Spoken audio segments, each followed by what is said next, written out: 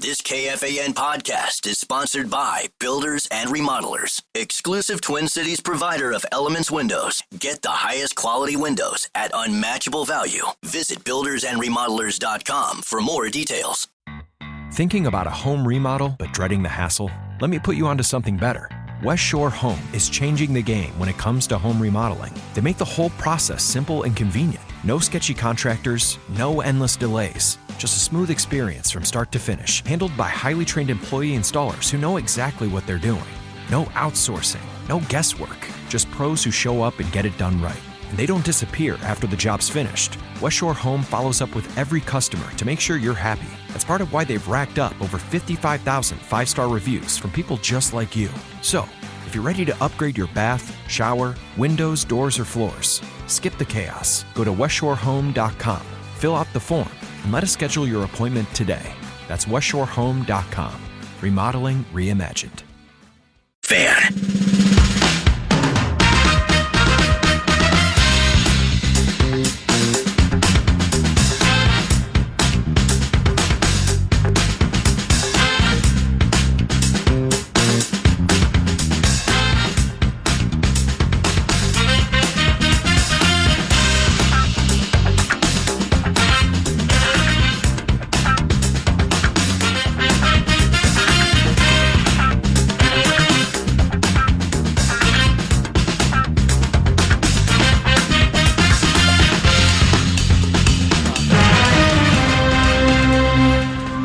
So there we go.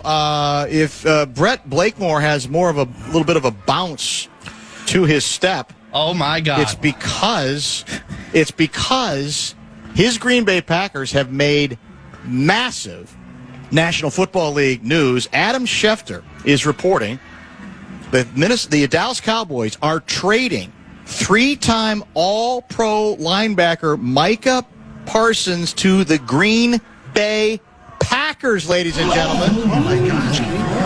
Parsons and the Packers have already reached an agreement on a 4-year, wait for it, $188 million contract. There you have it. So, somebody named David Mulugeta of Athletes First had a hand in the trade and ultimately negotiating the record-breaking contract that includes $120 million fully guaranteed at signing and makes Parsons the highest-paid non-quarterback, Lavelle, in National Football League history. That turns your head. 4-time Pro Bowler, 3-time All-Pro, Defensive Rookie of the Year, 52.5 sacks in 4 seasons, 9 forced fumbles, 4 fumble recoveries. He is a maniac. Now, is this the real Adam Schefter? Yeah, I think it is. Just want to be sure. It is. By the way, we have nothing yet on what the Cowboys are getting in return. Is that correct? I have not seen that. I haven't seen compensation. I got to believe it's got to be a bushel full of stuff, right? Right. I mean, everybody was talking about a minimum of 2 number ones. Brett Blakemore is back at headquarters. $120 million fully guaranteed. Yes. $62 million the first year. I just said that. I literally just said that, Love. You got to pay attention. Brett Blakemore, are you okay? This is a sound effect of how I feel right now. I can't say I blame you. Wow. When's the last time Green Bay has made a giant trade like that? Like, it hasn't happened. It's a great point. It's because they've always been the team that has tended to shy away from moves this splashy, correct? And this is about as splashy as you can get. Defensive Rookie of the Year, as you mentioned, Lavelle, 3-time All-Pro, 4-time Pro Bowler, 52.5 sacks in his career. I just said that. Oh, you did say that? Yeah, we have a problem. We don't listen to each other, do we? Did you mention the 9 forced fumbles? I did. Did you mention the 4 fumble recovery? I did. Okay, well then I can't get mad at you anymore, can I? Wow, that's monumental. Can I draw a Bears parallel to this? There are no Bears parallel. Yeah, there is. Okay, what is? There is. I believe it was 2017. Might have been 2018. The Bears went the 5. Trubisky trade? They went 5-12. Right. A week before the regular season started, they traded for Khalil Mack. They won 12 games and won the division the next year. And they gave up a lot for Khalil. Yes, like and he kind of faded off, right? His first year, he was great. Yes. He was dominant. And the beauty of this, again, is how old is Micah Parsons? He's still young, isn't he? Micah may be better than Khalil at the same stage. Probably possible. Double check. Will you do me a favor and double check his age for me? I guess I could probably just look it up myself. He's 26 or 27. Yeah, I mean, he's not. That's the thing. I mean, he's in the prime of his career. He's got plenty more in the tank. It's not like he's approaching 30. And it wasn't a bad defense to start with. The Packers' defense is going to be at least halfway decent. Probably above average, I think it's safe to say. And now with him on one end, it's going to wreak havoc. It's going to make life easier on the linebackers and the secondary, man. That's the last thing anyone else in the NFC North wanted to hear. Well, but maybe in the end, the Thielen move will have greater impact. You think that might be stretching it a little bit? Well, I don't want to drop the Thielen subject. I think we both agree it was a good move. If they were adding 28-year-old Adam Thielen, who caught 108 passes one season, maybe. He caught, I think, 50 last year, being out half the season, being injured. He caught 40 the last 7 games. Yeah, and so, I mean, he can still play a little bit. Again, you don't want to revolve anything around him, but I don't think they're attempting that in this case. So it's a great reunion for him. How about the city of Dallas? In a span of a month, they traded Doncic and Parsons. That's a good point. Now, all of Mavs fans are franchise players. Yes. Yeah, that's very true. That's why I'm very curious to see, and I haven't seen it so far from Schefter, what Green Bay gave up. What did Dallas get in return? Had at least 2 number ones. Has to be, doesn't it? Maybe 2 number 2s as well. It's that's about as big a stunner as you can get. And by the way, both Micah Parsons and Luka are 26 years old. Really? So both players traded in their prime. And I don't think does Micah need to go on a diet the way Luka did? No. Luka looks sculpted now. But the issue on Luka will be, will he maintain it during the season? It's easy to do in the offseason, but will he maintain the svelte look?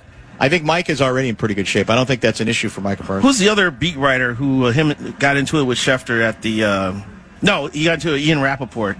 I don't know. They got into a little pushing and shoving match at the combine. Oh, is that true? Yeah. I don't remember. Ian Rappaport's reporting on this. Well, I don't know. I just know that's a gobsmacking kind of a deal. And I was in the group that doubted that the Cowboys would trade him. I thought so. But earlier today, there was a report out that said several teams have approached the Cowboys, and the Cowboys are listening. So something may have changed. Maybe, I don't know if it's the price tag. Because I don't know. Do we know what Dallas's best offer was, and does it compare to 4 years, $188 million? I can't remember exactly, but I got to imagine it pales in comparison to what Mike is getting from you're probably right about that. There's nothing else that says what the compensation package. Yeah, if you're a Dallas sports fan right now, you're like, not again. You're going, are you serious? Are you kidding me? And of course it's major because it involves the National Football Conference North. Have you? Slick is going to be unbearable now. God, he already is unbearable. Yeah, it'll add another. Well, is he out here on Saturday?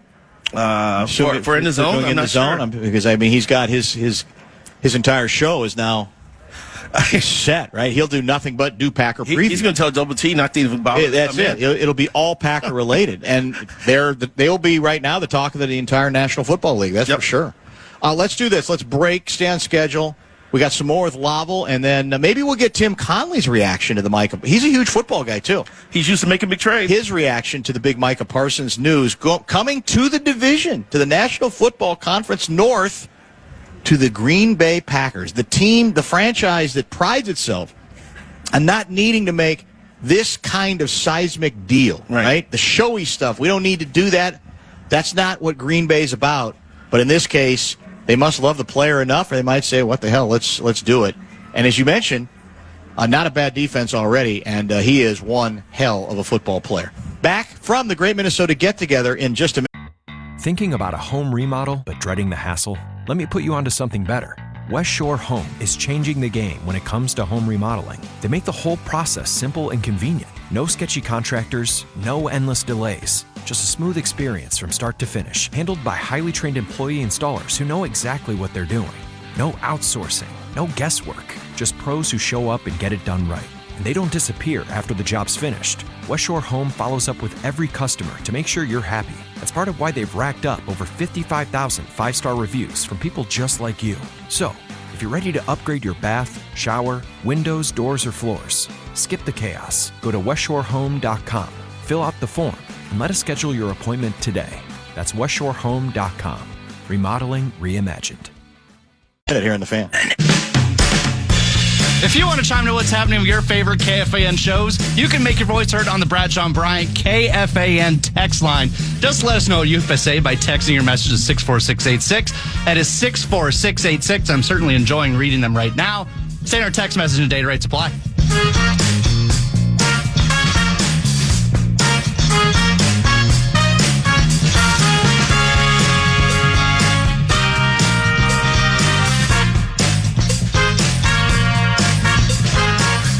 Parsons is going to the Green Bay Packers in a blockbuster deal in which we now have some idea of what the Dallas Cowboys will get in return. And as we expected, it's a pair of number 1 picks and Kenny, your guy, who you're high on apparently, Kenny Clark. He's a good player. Brett, what do you think about that? What do you think, Blakemore? Yeah, Kenny Clark's, I mean, I've loved him for a long time, but I'm okay with the picks. They'll be mid-round 15, 16 at worst. Boy, here we go. So, yeah, we should be okay. Here's the good news. The good news is that Micah Parsons will be coming to Minnesota in probably, 2033 when he's done, and they'll sign him to the back end, and he'll be here. He'll be playing at U.S. Bank Stadium. You just can't help yourself, can you? I need to embrace the victories while I've got them. Well, you should. No, this is a victory, man. This is that's. I got to believe there's a lot of general managers who make that deal. I got a question for you, 2 Brett. ones and a good and a legitimate player, but that's I think actually even less than I thought. I thought it'd be even more. Here's my question for you, Brett. Can Micah pass the football? That's what somebody. Good thing we've got someone who can pass the football. Yeah, well, you better. Jordan Love. I don't know. I think he regressed last year. I thought so. I know you don't agree with me.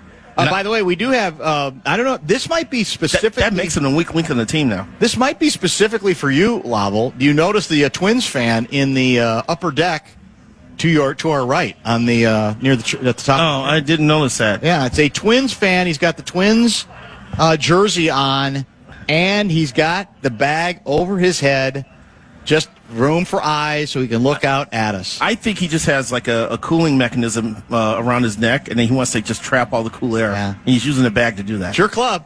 You're the guy who loves this. It's not my club. It's the club I cover. No, it's your club. There's another month of the season, Lavelle. I know. And last night in the 7th inning, I was telling my friends they're going to blow this league. I don't know why you'd feel that way. The bullpen's a playpen now. Well, but again, they found people I didn't know existed. Genesis Cabrera, who the hell is that? Well, you're the guy who wanted him to make all the deals. I just want him to move on from the expiring contracts and maybe find we went a little further get out than from that, under Correa's contract. I didn't know that the entire bullpen would be ripped apart. If that guy goes to a Twins game and wears that same apparel, no one can stop him, right? No one's going to escort him there's out. been pictures of Twins fans with bags before. Recently? Yeah, recently. Oh, okay. Since the bloodbath. Since the bloodbath at the trade deadline. Yes. Yeah. Black Thursday. Yeah. Is that what we're calling it? That's what I've called it. Yeah, that's pretty much true.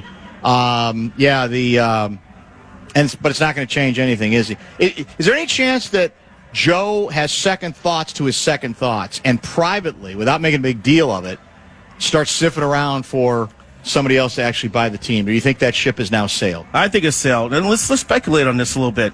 There is a belief out there that after they go through the CBA issues that are bound to happen after the 26th season, right, and after they get the television contracts sorted out after 2027. So sometime between 2030 and 31. If they could hold on to this thing for 5 more years, that the value is going to shoot up so much more that they could cash in even more. Oh, my God. There's that train of thought out there.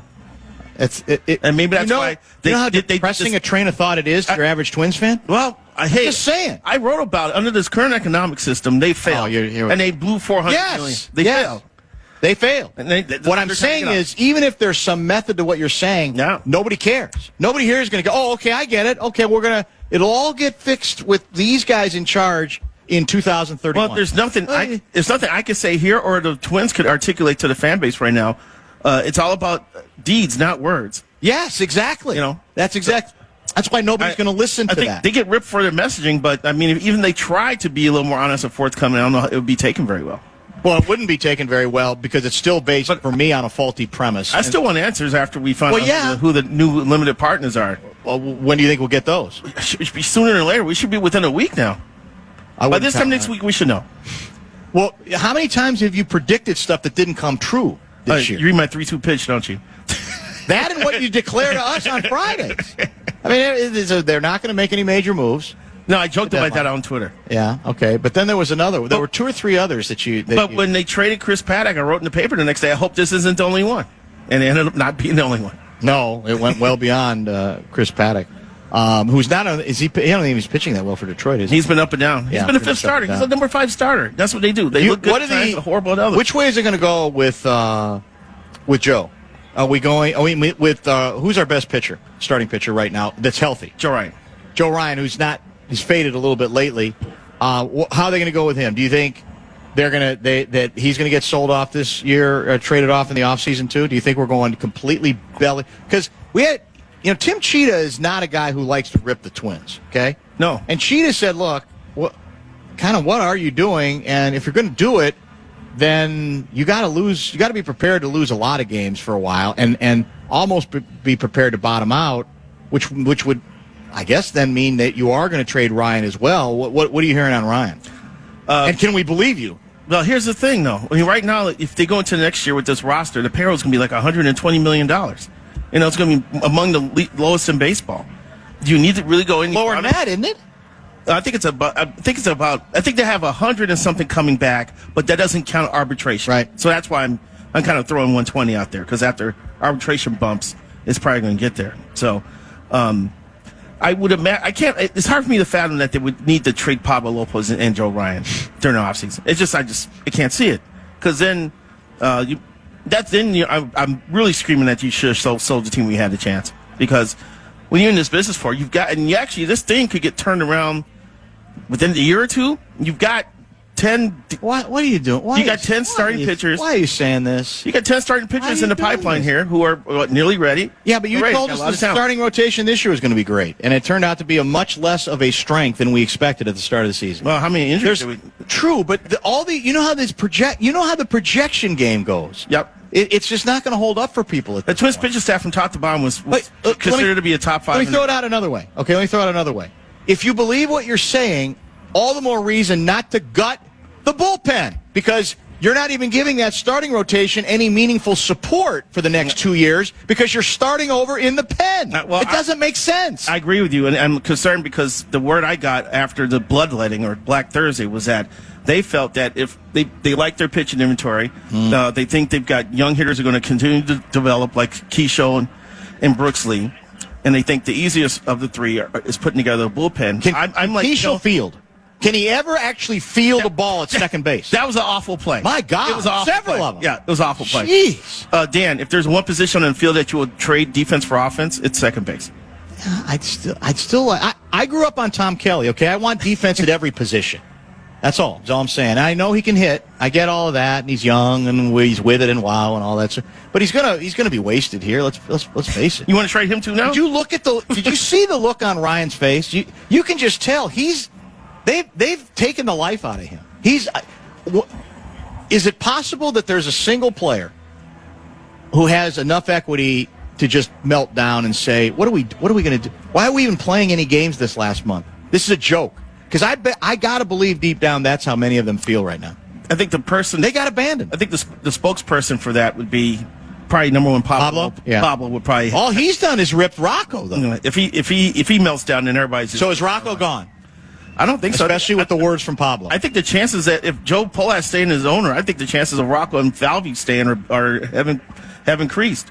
Well, that might be. I'm curious because when Pablo starts talking about the culture around the team, that's the manager, right? I mean, that's a lot of the manager's responsibility. So it certainly, without naming him, came off to me like not a good sign for Rocco, who, by the way, I'm not against the way a lot of fans are. Managers also will say that the best clubhouses are the ones where they don't have to walk in too often, and the players hold themselves accountable. That's true. And set the culture. And let's go back to this. This is something the Twins have tried to peck away at in recent years because they thought they were missing an edge, and they traded to sign Josh Donaldson, and then went to the total opposite end of the spectrum with him. Yeah. That they got him out, and so now Carlos Correa was here. To me, is that a shot at Carlos Correa from Pablo about the culture needs to change here. So, and here's the other thing too, which doesn't help the Twins. I'm sitting there looking at the Toronto Blue Jays dugout, and there's Jose Barrios, and there's Louis Varland, and there's David Popkins, who was fired from the Twins as hitting coach, who went to the Blue Jays as their hitting coach, and look at their offense. What's that say? On that note, we got to go. We got a break, bottom of the hour. Lavelle E. Neal III, ladies and gentlemen. Thanks for coming to see us, man. Appreciate you. I just bring the information out to you people. And then we rip you. That's what we do. It's a part of Wobble Bingo. We do expect a visit with Tim Connelly. I thought I saw him kind of lurking around the edges. He is I don't remember what his title is. Is he president of basketball operations or vice president? He's the guy who runs the basketball. I think he's definitely Pobo. That's for sure. No question about that. So we'll get caught up on your favorite professional basketball team as well, the Minnesota Timberwolves, and maybe get his reaction to the big Micah Parsons news coming to the division, to the Green Bay Packers. Who'd have thunk it? Not me. Back in just a minute. Thinking about a home remodel but dreading the hassle? Let me put you onto something better. West Shore Home is changing the game when it comes to home remodeling. They make the whole process simple and convenient. No sketchy contractors, no endless delays. Just a smooth experience from start to finish, handled by highly trained employee installers who know exactly what they're doing. No outsourcing, no guesswork, just pros who show up and get it done right. And they don't disappear after the job's finished. West Shore Home follows up with every customer to make sure you're happy. That's part of why they've racked up over 55,000 five-star reviews from people just like you. So, if you're ready to upgrade your bath, shower, windows, doors, or floors, skip the chaos. Go to westshorehome.com, fill out the form, and let us schedule your appointment today. That's westshorehome.com. Remodeling reimagined. Here in the fan.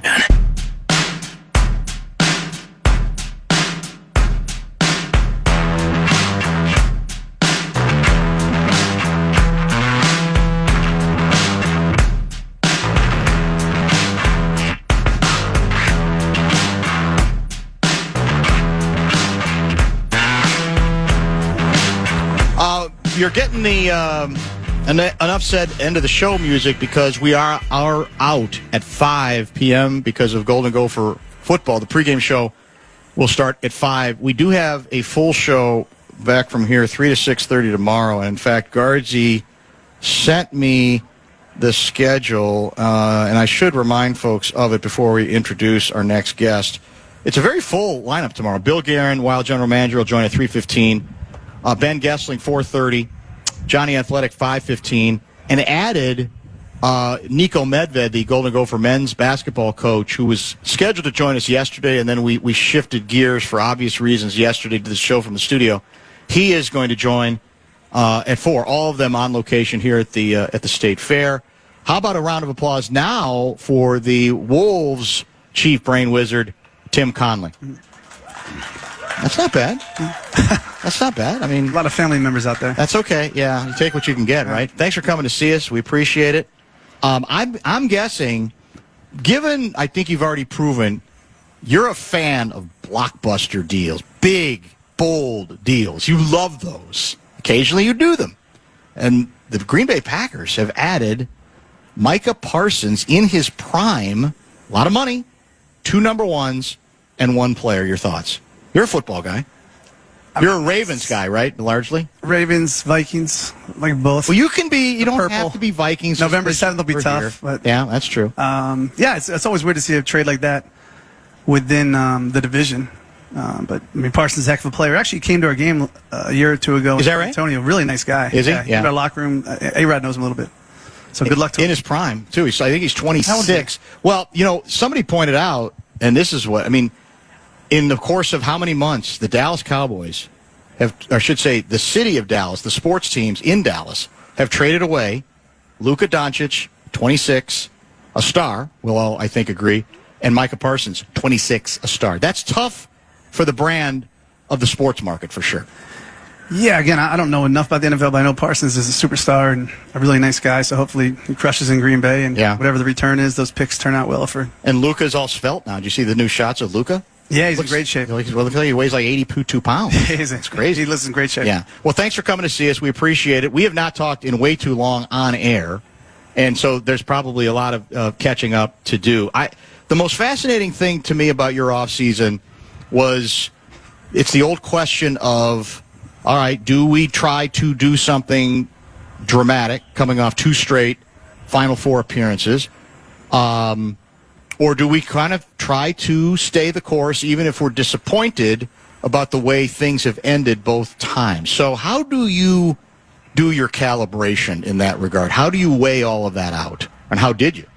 We're always trying to get better, but the market kind of we're in relative to the new CBA, there's limited options and limited flexibility. So our goal this offseason, was really to retain Nas and Julius, and then off of that, build around and look for opportunities. We think we have a core that's proven that they can win and win at a pretty high level. We're not content, but we think as long as we continue to do the right things and keep building, then we have to be a little bit cognizant of how young. I mean, Anthony's a baby still. Right. His success kind of masks how young he is, but we expect big steps. I think that the biggest step we'll see will be internal improvement. Ant will take another step. I think Jaden showed what he could do last year, so we can't wait to see what he does. And then we have a bunch of young guys that, when they were thrown out there last year, played pretty well, and we think they're ready to be larger contributors. So the most intriguing guy to me is Dillingham, because he obviously has talent. You obviously were impressed with him and thought he was worth going up to get in the ambitious way that you did. To me, the key question is, what kind of timetable is he on? Is it, in your mind, too much to expect that he makes a big step, even to the point where maybe in key sections of the season, as you get into the season, he ends up being the point guard you are more likely to play down the stretch of important games? What do you think? I mean, it's up to Finchie who's going to play, but what we've seen from not just Rob, but TJ, Jalen, our young guys have shown a willingness and ability to step up when given the opportunity. They've had great summers, and the best way to learn is to play. So they're going to be put in situations they haven't seen previously. It's not always going to be pretty, but hopefully the mistakes in November are not the same mistakes we see in February. Is it more likely, the way this roster is set up, that Rob is going to get more time than he did than he tended to get last year? He'll have ample opportunity. Again, we want to have a camp that's all about competition. Nothing's going to be handed to him, but he's jumped through every hoop that we put in front of him. I think she's super excited about his ability to play make. I think what really want to lean into with Rob is his ability to create easy baskets. He's dynamic with the ball. But again, nothing will be handed to anybody. But I think a lot of our young guys, they see an opportunity, and they treated the summer in a way which allows them to really take advantage of that come training camp. I think the last time we talked, you said if it was up to you, or you would like to see this team run more than it is tended to run. I think that was you. Maybe it was Finchie. I'm not sure. Somebody I thought said it. Is that more likely as well with Rob, just because obviously he's younger, he's pretty fast, etc.? Again, Finch is such a good coach. He'll play to the personnel. We have some guys that are going to see time this year that are good at pushing the pace. And, someone's just put on the coaches, the players have to want to run. Yeah. And they want to have commit to it. So, right. Terrence Shannon's made for transition basketball. And again, you start running off of stops. So the guy we drafted this year, Behringer, I think he has tremendous defensive upside. I think he can ignite transition basketball. So we're hopeful to be a team that can play fast, play slow, and I think we have a pretty diverse set of guys. Behringer, let's talk a little bit about him. Everybody seems to love what he can become.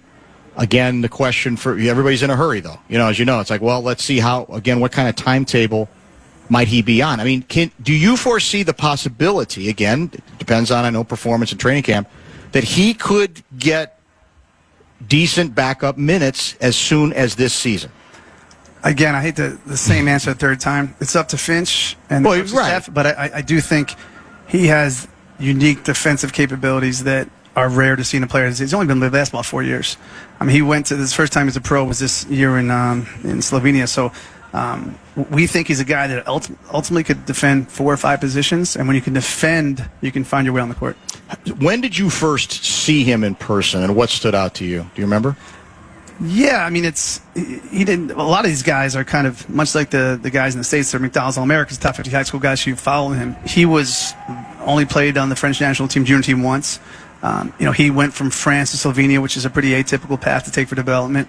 So you kind of heard about him more. And then when we were lucky enough to sneak in a workout in Chicago before the draft, right? His athleticism and his willingness to be pushed really jumped out at you. When you say sneak in, what do you mean? So, like, other teams don't know what you're doing? It's kind of surreptitious? Well, I have to full disclosure, there was a Cubs game that I worked so it worked out well. Yeah. But no, he had a very limited time because he played all the way to the end of Slovenian League. So there was only a couple workouts. We couldn't get to Minnesota.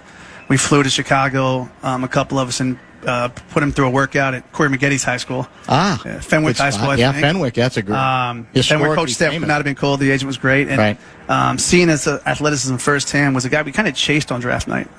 Not just, obviously, we were lucky enough that he was there, but we were aggressive trying to get up a little bit to ensure he's a guy that he could learn. So he intrigued you, for sure. Yeah, I think work ethic, elite physical tools, really bright. And he's got, a lot of guys are quick or can jump or laterally. He has all 3, which is hard to find in a guy who's 7 foot tall. What do you think he can be offensively? It's kind of a blank slate. I think he'll surprise people with his ability kind of to handle a little bit.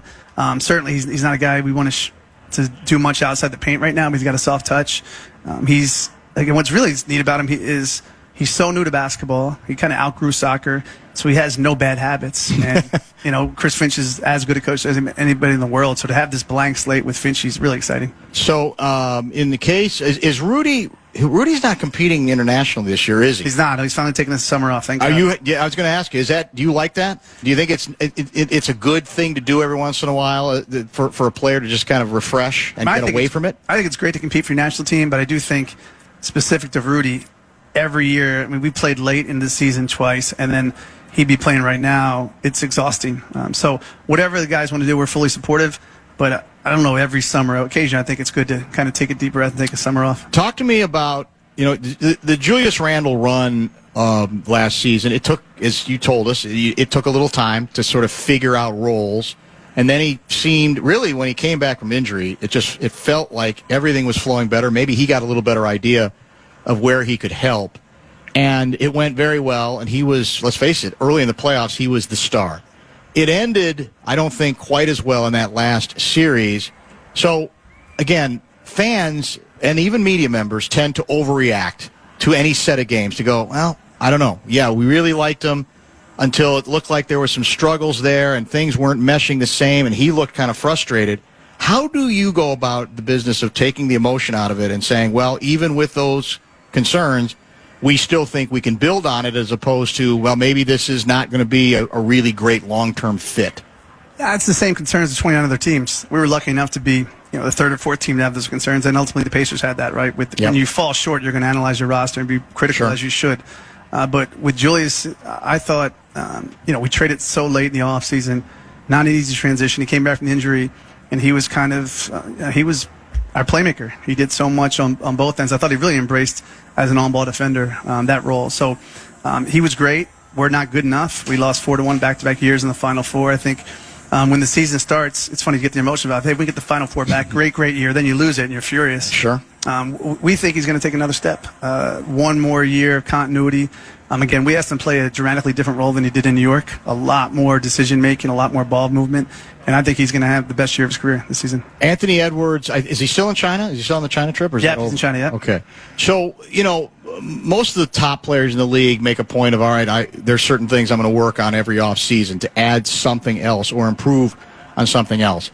A lot of the analytics, and I don't know, you and I have talked about analytics. I think you respect some of them. I don't know if if you think it answers everything. Seem to indicate that as athletic as he is, his numbers of scoring at the rim were not as good as one would assume. So can that be improved upon? Can someone practice for that, work out through that? And even, I think, the mid-range game, which I still think is an underutilized part of what he does, where he's getting a little bit better. Are either of those things, when you guys are going through your checklist, okay, we know you're a franchise player, but everybody's needs to get better. That's where we would like to see some improvement. What do you think about those two issues? Yeah, I think he's such a student of the game. So he's been pretty obsessed this offseason about more repeatable offense in late game. A couple years ago, I might have said he can't catch and shoot. Now he's an elite catch and shoot guy. So while I think analytics are a huge part of everything that we do, it's a tool, not a gospel. Right. And late game, you're going to have repeatable shots, and oftentimes those shots are mid-range shots. So I think what Anthony has challenged himself to do this offseason, he's worked unbelievably hard, is where are the areas I know I can always get to. You can't always rely on the deep three. At the rim gets more and more difficult as the playoffs progress. So sure. I think you'll see a lot more kind of consistent productivity from certain areas within the arc. So I don't think we've talked about this before. What is your philosophy in the position you're in when it comes to when you're thinking about possible moves or players who might be out there in possible trades, that kind of thing? And the word comes back to you one way or the other that the player you might covet or the player you're thinking about isn't crazy about coming here or wherever you would be. Never happens here. So does that matter to you? Are you a GM, well, you got a fancier title than that, who says, I don't give a damn. If we like the player, we'll make it work here. That's not going to stop me from pursuing said player. Or are you somebody who said, you know what, life's too short. If I'm really getting that indication, I might not like it, but I'm not going to go to bat heavily and make a key move and stake my own reputation on a guy who, for whatever reason, doesn't think he wants to be here. I mean, it's a sliding scale. It'd be disingenuous for me to say it's the same regardless of talent level. If the talent is so great, then you kind of work your back channels. Contractually, it's a big issue where it's at contractually. But generally, I think, we've been so fortunate. I mean, this is a great place to live, and we've had great success. The arena's rocking. We haven't had a trade request in 3 years. People want to be here, so I think that's changed dramatically. So if you don't want to be here, it's going to have an impact on our, willingness or desire to get you here. You know why I asked you the question, don't you? Not really, but I'm sure you know. Yeah, I'm going to tell you. Durant, Kevin Durant. I mean, this is. You'll take this any way you can because I know you're pretty careful and probably have to be kind of guarded. But a lot of the talk at the trade deadline was that Durant was more than interested in coming here, and yet at the end of after the season, words seemed to filter that no, he wants to be someplace else. We were all kind of confused what would have changed in the interim. So can you tell us anything about that and whether any of that entered into how aggressive you were? Because we all know Kevin Durant's a hell of a basketball player. Yeah, I mean, things constantly change. The fluidity of the league is the one constant. And, I mean, Kevin's maybe one of the best scorers of all time. Great guy. I've known him since he was, in high school. And certainly he's in a place he's very happy with. Anytime an elite player like that's available, you do diligence, but he ended up where he wanted to be. And, hopefully we can, beat him this year. Okay. What kind of scouting report can you give us on your new CEO? Matthew Caldwell, is that his name? Yeah, really nice guy. We've got to talk to him on the phone a bunch. West Point guy, obviously a ton of success. Very distinguished career, right? Yeah, still at our academic career, right? That's it. That's right. Had a ton of success with the Florida Panthers. I know him and his family can't wait to get up here. Really, really creative guy, and I've enjoyed getting to know him, and I can't wait to work with him. So, yeah, I mean, It's interesting because historically, you and I have talked about this before, over the course of the history of the Timberwolves, stability is not generally the first word one associates with this franchise. And that's frankly what has changed, is obviously now you've been here for a while, you're established, Finchie's been here a while, he's established, you obviously have a very good working relationship. And the new guys, the new owners, it's their team, they get to do what they want to do. They did make a change at the top. And all the scouting reports I'm getting on this hire is the guy is really good. And to me, it's the fact that they went out and got you, first of all, and then they make this kind of hire. I do have the sense that the new owners, A-Rod and Mark Laurie, they're not here messing around. They are very ambitious about their goals, and that has to make you feel good, I would think. Yeah, one of the real appeals when talking to those guys initially was their aggression and willingness to kind of put themselves out there a bit. We talk all the time. We don't want to. The last thing I think I want to be is a survivor, either win or lose. And I'd rather, if we're not doing well, then get somebody else in. And those guys are all about, going to get it. And I think, the hot mats really kind of reflective of their aggression. So I think we're not in a linear industry. We can't guarantee success each year, but I think it's a real advantage that we have with an ownership group that's that's not risk averse, that's willing to try and be wrong and hopefully be right more than wrong. But I think the more rolls of the dice, the better. And I love the aggressive approach they have both on and off the court. It certainly seems that way. And I know the transition had to be important to you, right? Because Glenn Taylor was the guy until he wasn't the guy. And ultimately, you have to be comfortable with all of that in terms of the transition. You sound like you are. Yeah, I mean, I was very fortunate. Obviously the ownership transition took a couple of twists and turns, and none of us could have foresaw. But I've been super fortunate. Everyone I've worked here with, Ethan's moved on to a great job. Yeah. Ryan's moved on to a great job. Right. Glenn and Becky are doing great. And Mark and Alex are excited about their new day. So I've been fortunate to have all these great teammates. So I don't know if I missed the story. You can confirm and let me know if I did, because everybody said, well, there's still the question of contract, taking care of your contract. So do you have a new deal? You want to announce a new deal? Where are you at contractually right now? No, I'm very happy and very lucky to have a job.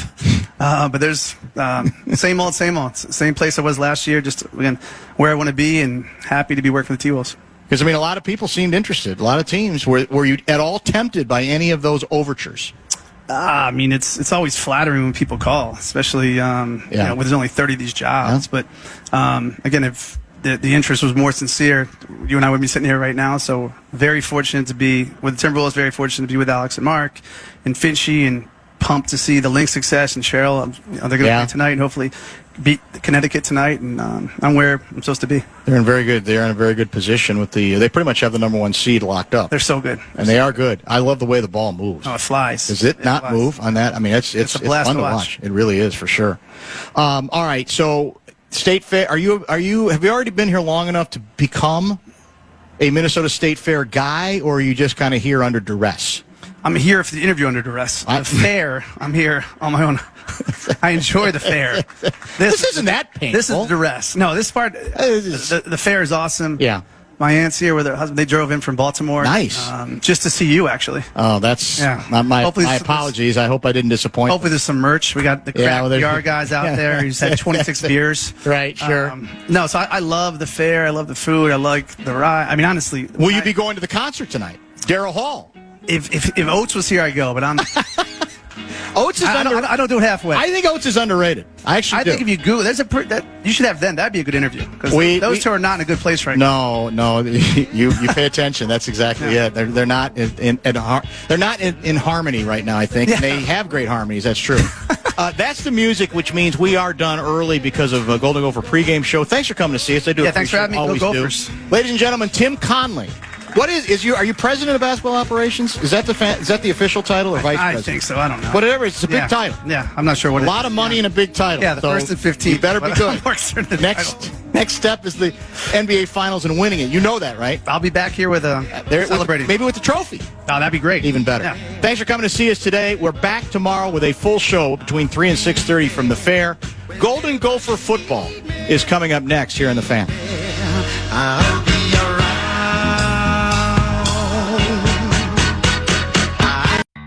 Thinking about a home remodel but dreading the hassle? Let me put you onto something better.